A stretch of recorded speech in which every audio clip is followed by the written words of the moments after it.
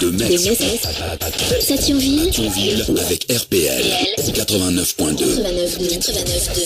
Et en cette journée, je vous propose de faire un petit tour du monde. Nous sommes en compagnie d'Élodie Crevella. Bonjour. Bonjour. Alors il y a quelque temps, vous avez décidé avec votre compagnon de faire un break et de poursuivre vos rêves. Vous avez bien de la chance d'explorer le monde et de découvrir ses richesses. Vous allez donc nous parler du Titi Tour du Monde 2017. Alors pendant 6 mois, vous allez voyager avec votre sac à dos à travers 10 pays et 3 continents. Voilà. Avant de parler de ce voyage, parlez-nous de vous. Donc vous l'avez dit, je suis Élodie Crevella, avec mon compagnon Jocelyn. On est tous les deux habitants de Montigny-les-Metz. Moi je travaille comme analyste en communication à la Banque européenne d'investissement et Jocelyn lui est médecin à l'hôpital de Marange-Sylvange. Nous sommes tous les deux passionnés de voyage. Alors vous allez donc partir pour 6 mois. Est-ce qu'au départ, ce périple avait déjà un but humanitaire ou l'idée de s'en servir comme tel vous est venue plus tard ? Non, alors en vrai c'est venu un petit peu plus tard. D'abord on a eu l'opportunité de réaliser notre rêve, comme vous l'avez dit, c'était de faire ce tour du monde. Donc en premier on a eu l'idée du voyage et tout de suite après, vraiment peut-être 1 ou 2 semaines après avoir pensé l'idée du voyage, je me suis dit il faudrait aussi en même temps combiner ça avec quelque chose, donner un autre aspect, pas seulement voyager mais avoir un espèce de fil rouge, quelque chose qui pourrait aussi apporter à d'autres personnes qu'à moi. Donc j'ai pensé à une association, voilà. Essayer de trouver une idée originale pour pouvoir combiner ça avec un but caritatif. Parce que en fait le bénévolat, j'en fais déjà un petit peu, mais on n'a pas trop le temps. C'est vrai, avec nos travails respectifs. Et là, le temps, on va l'avoir pendant 6 mois, donc c'était juste que je consacre aussi un petit peu de ce temps à une association. Ça doit être dur de se lancer dans un voyage pareil, non ? Il faut être courageux, je trouve. Oui, en fait, j'avoue que pour l'instant, je réalise toujours pas.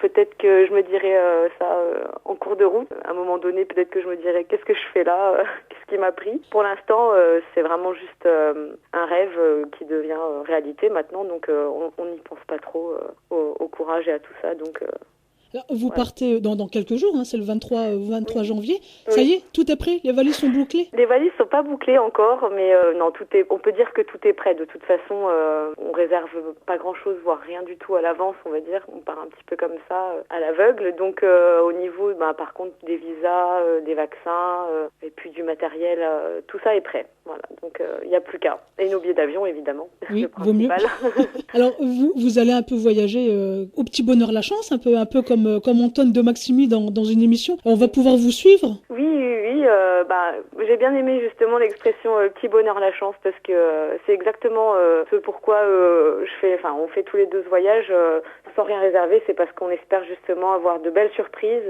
de belles rencontres. Et Antoine de Maximi, justement, dans l'émission J'irai dormir chez vous, c'est quelque chose que j'adore, parce qu'il y a cette dimension de rencontrer l'autre, différentes cultures, d'apprendre vraiment à travers les habitants. Et c'est vrai que quand on réserve tout à l'avance dans les hôtels, pour nous c'était pas ce qu'on recherchait. Voilà, on cherche plutôt l'aventure. Pour nous suivre, on a un petit blog là-dessus. Voilà. Donc. Mais vous n'aurez pas le vélo ni la GoPro alors ? Ah non, alors non. Là, on aura peut-être une petite caméra, mais c'est pour faire juste des petits films, comme si j'arrive à les poster sur le blog, mais ce sera pas. Non, on tourne pas d'émission en direct. On n'aura pas de vélo non plus. Enfin, on en louera aussi peut-être, mais ce sera un moyen de transport parmi tant d'autres. Alors, est-ce que pendant toute cette aventure, vous avez des sponsors, des aides, des partenaires, ou tout est venu uniquement de vous, financièrement ou pas d'ailleurs ? Alors financièrement, oui, tout est venu de nous. On a économisé tous les deux depuis plusieurs mois pour ce voyage, et puis en fait on avait au départ les économies qu'on avait, c'était il y a 1 an encore, on avait pour idée de se lancer dans l'achat d'un bien immobilier, et puis finalement l'opportunité ne s'est pas présentée, et puis du coup on s'est dit naturellement tous les deux c'est que c'est peut-être pas le moment de se poser, on a autre chose qui nous attend, alors cet argent on va l'utiliser autrement. Et voilà, on a vraiment, avec plaisir, préféré dépenser notre épargne dans ce voyage. Puis on a continué à mettre au bout régulièrement tous les mois depuis plusieurs mois. Voilà, donc la maison, ça sera pour plus tard. Ben voilà, ce sera quand on rentre, on retourne à la case départ et puis on remettra de côté. Là, c'était le bon moment pour partir. On préfère le faire maintenant. Donc justement, vous rentrerez en France le 24 juillet. Quel pays vous allez traverser et où vous allez poser votre tente? Alors, on va commencer le 23. On s'envole pour l'Australie. C'est notre premier pays. Là, on va vraiment déjà traverser une bonne partie du monde, mais en avion. Et on arrive donc le 24 après un long voyage en Australie pour démarrer. Ensuite, on ira en Nouvelle-Zélande. Après, on continue sur l'Argentine. On aimerait bien aller à Ushuaia pour démarrer en Amérique du Sud par la ville la plus australe, donc Ushuaia, remonter sur la Patagonie. Après, le rêve, l'idéal, ce serait d'aller pousser un petit peu jusqu'à l'île de Pâques, que là, c'est vraiment l'île qui fait rêver. Tant qu'on est là, on va essayer. Sur le plan, on aimerait bien aussi aller en Bolivie, au Pérou, si possible aussi sur les îles Galapagos. Après, ce qui est sûr, c'est qu'on va aussi aller sur la côte ouest des États-Unis pendant un mois. Là, ça va être en camping-caravane, le road trip de rêve qu'on a dans notre tête, c'est ça, voilà, pendant un mois, sillonner la côte ouest des États-Unis. Ensuite, un pays qui nous a vraiment tous les deux donné envie aussi, enfin, un État, du moins, c'est l'Alaska. Et après, on terminera avec 3 semaines au Canada et pour finir, l'Islande. Pour revenir en douceur sur le continent européen. Un sacré voyage. Ah là, c'est un sacré voyage. Que des pays qui nous font rêver. Il n'y a pas encore tout dessus parce qu'on a que 6 mois, si je peux me permettre, entre guillemets, pour faire l'Afrique et l'Asie, ce sera pas possible, mais ça, on a toute la vie devant nous, on refera un autre voyage pour aller en Asie, mais en attendant, on a fait vraiment, on est tous les deux passionnés de trek, de randonnée, et on a fait vraiment des pays dans lesquels on pense s'éclater de ce côté-là. Alors vous allez aller en Patagonie, moi j'aimerais y aller, alors pensez à moi quand vous y serez. D'accord. Merci, c'est gentil. Alors voilà, vous allez partir et vous aimeriez que votre voyage puisse être utile et apporter quelque chose à quelqu'un et plus particulièrement à une association qu'on connaît bien ici. Qui est cette association et parlez-nous d'elle, peut-être que certains ne la connaissent pas encore. Oui, eh bien l'association pour laquelle on aimerait apporter quelque chose pendant ce voyage, c'est l'association Docteur Sourire, donc qui est une association mosellane, mais qui intervient également dans toute la Lorraine. Et pour ceux qui connaissent pas l'association Docteur Sourire, c'est une association qui a pour but de soulager donc la douleur et l'angoisse des enfants malades de Lorraine en faisant intervenir des clowns professionnels dans les services. Donc cette association, elle a été créée en se basant sur l'effet que les bienfaits du rire sur la santé étaient indéniables et que le rire aidait à lutter contre notamment l'anxiété, la peur et que le rire avait également des effets anesthésiants sur la douleur. Donc c'est pourquoi toutes les semaines, il y a des clowns qui vont dans les services de Lorraine, au domicile des enfants très malades, aussi dans les services de pédiatrie à Mercy, à Bel-Air, à Claude Bernard, mais également en Meurthe-et-Moselle et parfois même au Luxembourg. Donc voilà, ils bougent un petit peu partout en Lorraine, et également dans certains centres spécialisés. Cette association aussi, ils ont créé un petit concept qui me tient aussi particulièrement à cœur, que je trouve une excellente idée, qui sont les poupées du courage. Ces petites poupées de chiffon qui sont réalisées à la main, en fait, sont destinées à être offertes aux enfants. Donc on peut parrainer une poupée du courage et la poupée donc sera personnalisée à l'image de l'enfant.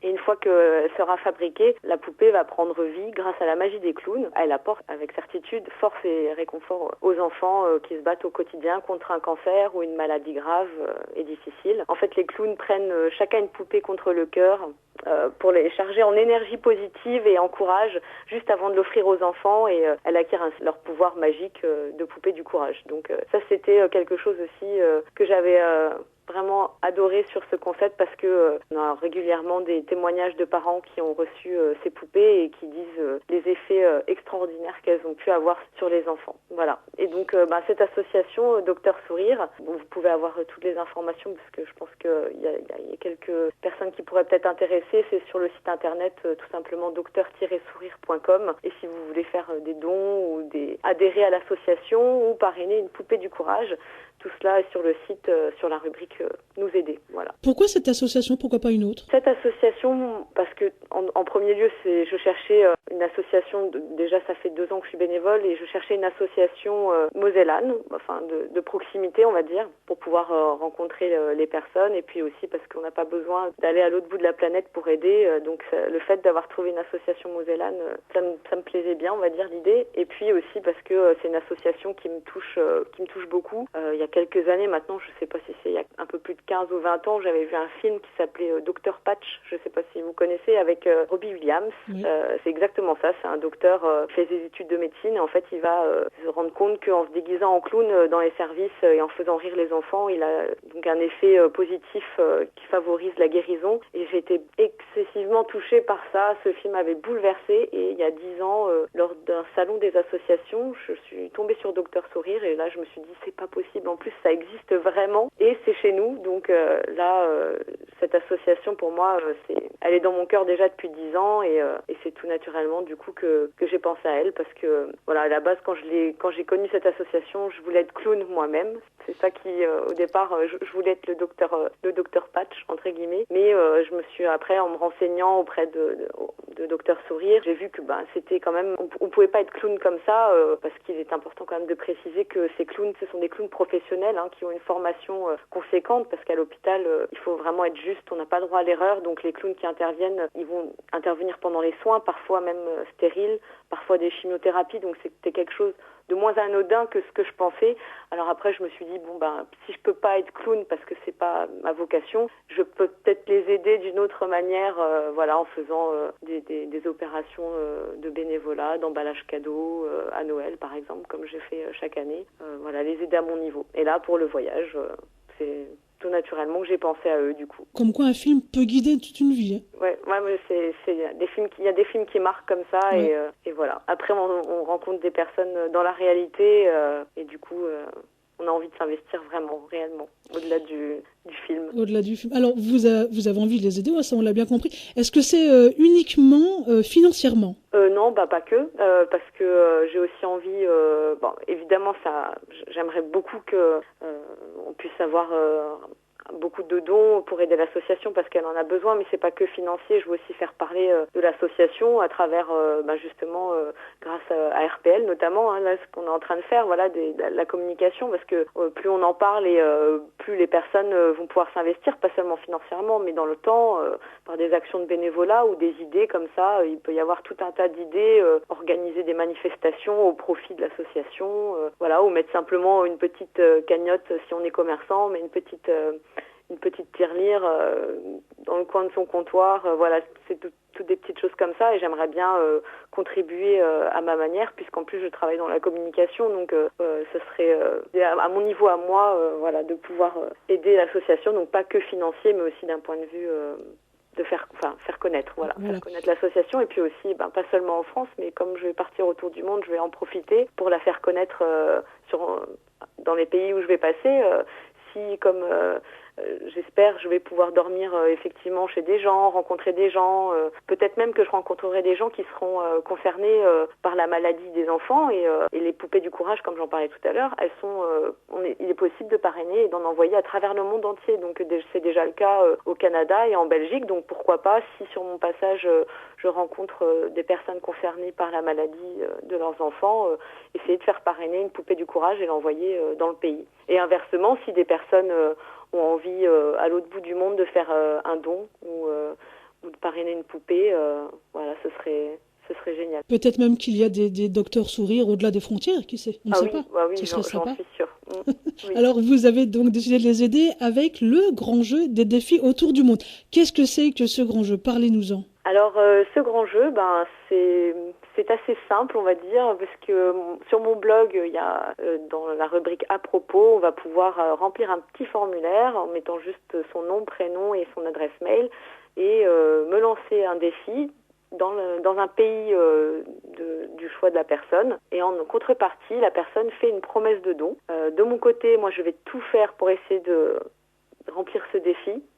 Et si j'y arrive, ce que j'espère, parce que sinon ce serait dommage, j'envoie une photo preuve en fait de la réalisation de ce défi que je posterai sur le blog et que j'enverrai également sur l'adresse personnelle de la personne. Et aussitôt le défi validé, la personne qui m'a fait part de sa promesse de don devra envoyer en contrepartie le don réel à l'association. Donc en allant directement sur le site, de toute façon, le site drsourire.com.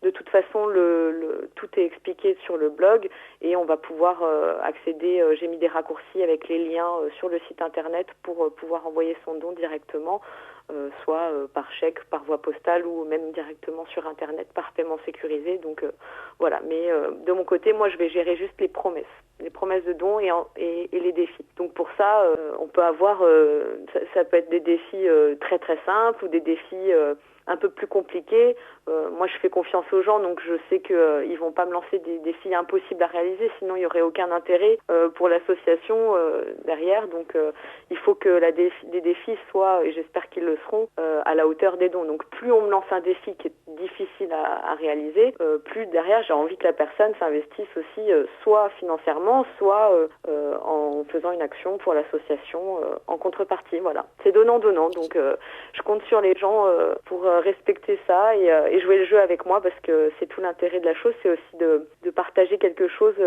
pendant mon voyage avec les gens de ma région, voilà, qui me suivront à travers le monde pendant 6 mois. Vous avez déjà eu des demandes ? Pour l'instant, oui. Alors j'ai eu 2 demandes. Voilà, mes 2 premières demandes sont très opposées. Il y en a une, par exemple, c'était imiter un combat de boxe avec un kangourou en Australie. Donc voilà, ça c'est une petite demande assez rigolote. Et puis d'un autre défi un peu plus hard, c'est atteindre le sommet d'un volcan en Patagonie à plus de 4000 mètres d'altitude. Donc il y a plusieurs sommets à plus de 4000 en Patagonie. Et moi j'aime beaucoup la randonnée. Donc les gens qui me connaissent, d'ailleurs c'est quelqu'un qui me connaît très bien, qui m'a lancé ce défi, saura que je vais effectivement tout faire pour y arriver. Ce sera un défi à la fois personnel et puis quand je vais arriver au bout de ce sommet, il y aura en même temps une énorme pensée pour Docteur Sourire à ce moment-là, parce que je sais que ce sera bingo, quoi. Voilà. Et la petite photo, j'espère pouvoir la faire en haut de ce sommet, l'envoyer dès mon retour après au village, et puis pouvoir dire c'est bon, tu peux envoyer ton don. Moi j'ai rempli ma part. Moi, voilà. Je suis pressée de voir la photo avec le combat de boxe. Ah oui, ça je m'en doute. Je pense que celle-ci va être intéressante. Ça m'a fait bien rire. Question bête, qu'est-ce qui se passe si vous ne réalisez pas le défi ? Alors, en fait, je pense que ça va être des discussions un peu en amont aussi du défi, c'est-à-dire que si je sais que c'est impossible à la base, je vais pas me lancer là-dedans, donc je discuterai avec la personne par mail interposé en disant ça, par exemple, je peux pas le réaliser parce que je vais pas du tout dans ces coins-là. Il y a aussi un timing que je dois respecter pour prendre mes prochains vols. Donc si jamais ça me fait faire un grand détour et que je peux pas aller dans les endroits qu'on me dit, je vais plutôt essayer de voir avec la personne, je vais lui proposer autre chose d'équivalent. Et si elle est d'accord, c'est parfait. Donc du coup, ce sera des défis, je me lancerai dans des défis que je sais réalisables et que je sais que je peux vraiment y arriver. Après, si vraiment je devais pas y arriver, je redemanderai à la personne de m'en relancer. Voilà. Tout simplement. Voilà. Tout simplement, ouais. On aura des nouvelles de vous donc pendant 6 mois. Oui. Voilà, à travers le blog, vous pourrez me suivre justement pour avoir des nouvelles et puis aussi voir régulièrement les défis qu'on me lance, les défis que j'ai réalisés. Tout ça sera posté sous forme de photos. Peut-être il y aura aussi quelques vidéos. Je sais pas encore si j'ai pas encore géré trop l'aspect de ce côté-là pour le support informatique, on va dire, mais le plus simple, c'est effectivement, ce sera de me suivre sur le blog. Avec Jocelyn, on postera dès qu'on peut nos nouvelles. D'accord. Et nous, de notre côté, dès qu'on aura des nouvelles, on transmettra. Ah c'est très gentil, merci. Mais de rien. Eh bien voilà, le petit tour de la question est fait, je pense. Mm-hmm. Eh bien, il ne reste plus qu'à vous souhaiter un bon voyage alors. Merci beaucoup, merci. Et puis on se retrouve en juillet. Vous nous redonnerez des nouvelles en juillet ? Oui. On peut se rappeler si vous voulez. On pourra faire un petit point ensemble sur l'aventure. Et puis je souhaite à tout le monde une excellente année 2017. Voilà, une bonne santé à tout le monde. Et puis pensez à nous, pensez à Docteur Sourire. Merci. Bonne année aussi à vous et à Jocelyn qui n'est pas présent aujourd'hui. Non. Il a repris le travail. Et voilà, il faut bien qu'il y en ait qui travaillent. Oui. Pour 15 jours encore. Oui, ça va. Après, il part pas en vacances, mais presque. Oui. Eh bien, bonne route alors, et puis à bientôt alors, Élodie. Merci, à bientôt. Au revoir. Au revoir. Vous désirez lancer un défi à Jocelyn et Élodie. Une seule adresse, www.tititourdumonde.wordpress.com en allant dans la rubrique à propos. RPL.